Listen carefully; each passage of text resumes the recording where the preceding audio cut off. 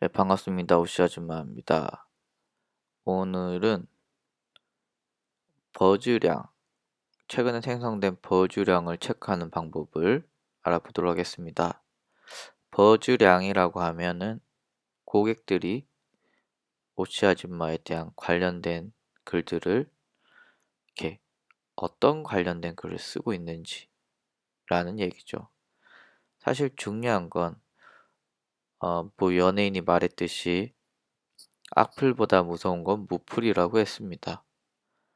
그래서 버즈량이 없다는 건 사람들이 그만큼 나와 관련된 이야기를 안 한다는 얘기고, 즉, 내 브랜드가 고객에게 전혀 알려지지 않고 있다라는 얘기와 비슷하겠죠.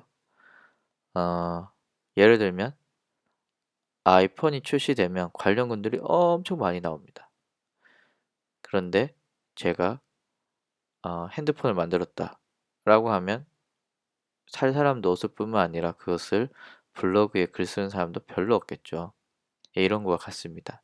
그래서 전제 조건은 악플이든 어, 선풀이든 이 오씨 아줌마에 관련돼서 많은 얘기를 해주는 게 브랜드에 대해서는 굉장히 어, 좋다라는 게 전제 조건이고요. 그럼 너무 악플이 달려서도 안 되고, 또 말도 안 되는 글들이 올라올 때 이 대처를 하셔야겠죠. 그래서 오늘은 이 버즈량 체크하는 방법들, 어, 이것을 체크해야 되는 이유는 네이버 같은 경우에는 이 로직이 언제 어떻게 바뀔지 모르니까 미리미리 체크하셔서 그 문제가 될 소지가 있다면 체크를 하셔서 이제 어떻게 해야 될 건지를 결정을 해야 되기 때문에 먼저 발견하는 것이 중요합니다. 그 방법을 말씀드리겠습니다. 일단 검색 옵션을 누르십니다.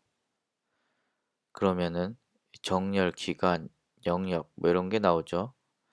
이때 기간을 일주일로 잡습니다. 그럼 일주일 동안에 나온 오시 아줌마의 글들이 있겠죠.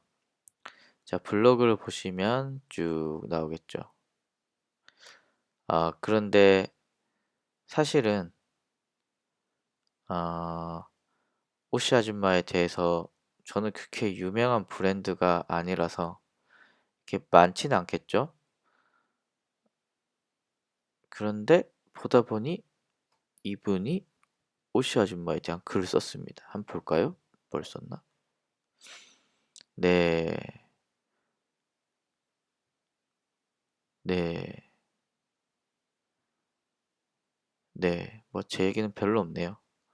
네, 뭐 여튼 이렇게 어, 블로그, 지식인, 카페 등에서 내 욕한 사람 없나를 찾아보셔야 됩니다. 물론 저야 이렇게 유명하지 않기 때문에 저를 언급한 사람 별로 없지만 브랜드가 좀 크다거나 혹은 어, 그 고객 특히 이제 엄마, 여자들의 그런 입소문이 강한 이벤트 그런 아이템 같은 경우에는 이 카페를 잘 보셔야 됩니다.